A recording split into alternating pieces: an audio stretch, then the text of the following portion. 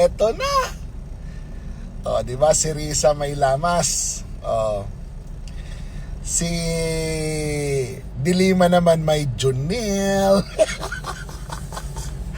Si Jim Paredes nagtitikol. Kinginan yan. Ang sarap nilang magkwento about morality. Kinginan yan. Ang mga weakness, laman ng puta. Di ba? I mean, si Risa Ontiveros na chismis din yan sa isa ring ayoko na masyadong malapit yung clue pero kakantahin na lang natin ha, kakantahin ko yung clue ha. Ito yung clue. Mr. DJ, can I make a request? Yan yung clue. Pwede ba? King-ina talaga tong bakulaw na to. Oo. Di mo alam kung ano nang pinupunto niya eh. Napati na yung mga ganyan-ganyan na mga bagay-bagay. Dinadamay-damay na niya. Anong ini-expect mo, Mandalulo? Aamin ng isang Risa Ontiveros kahit wala namang pangyayaring ganon? Bakit close ba kayo? At alam mo lahat ng galawan niya? At talagang makonfirm mo na may ganon? Para magtatatawa ka ng ganyan, nalalabas na yung alang-alam mo, punyeta ka. Ha? Meron ka pang sasabihin mo na si Junel ay, pwedeng mag-appoint ng fiscal dahil kasama niya yung nagsituwaran si Dilima. Bakit? Nandun ka ba nung nagtuwad sila? Para talaga ipaamin mo na may nangyayaring ganon? Ano pakialam mo? Kung magtitikol si Jim Paredes, bakit hindi ka din ba nakipagtikulan kay Jeros? Kaloka to.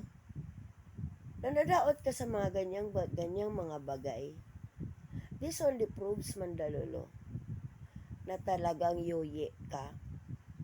The fact pa lang na pinatulan mo ako sa mga ganitong mga bagay-bagay na chismis, mas masahol ka pa sa mosang na marites. Ako may karapatan ako magchismis magmumosang dahil babae ako. Ikaw ka lalaki mong tao, kiniklaim mo na may mga AI ka pang nakikipaghalika ng babae dyan sa elevator. To hide the real truth? King ina mo ka.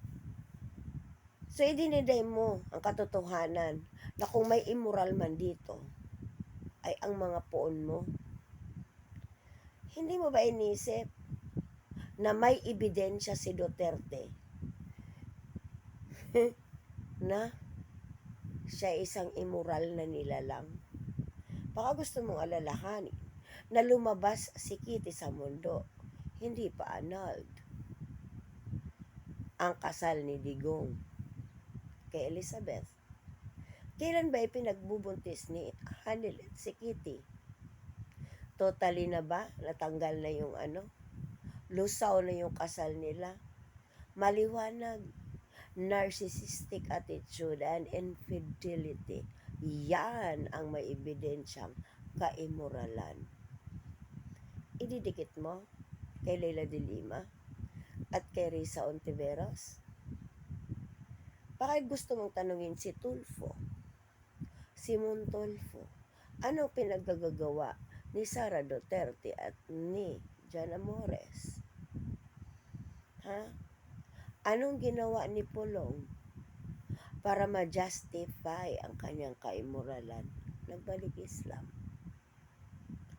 Diba? Kaloka to. Tigilan mo ko. Tigilan mo ko. Dahil ako, sasabihin ko sa'yo,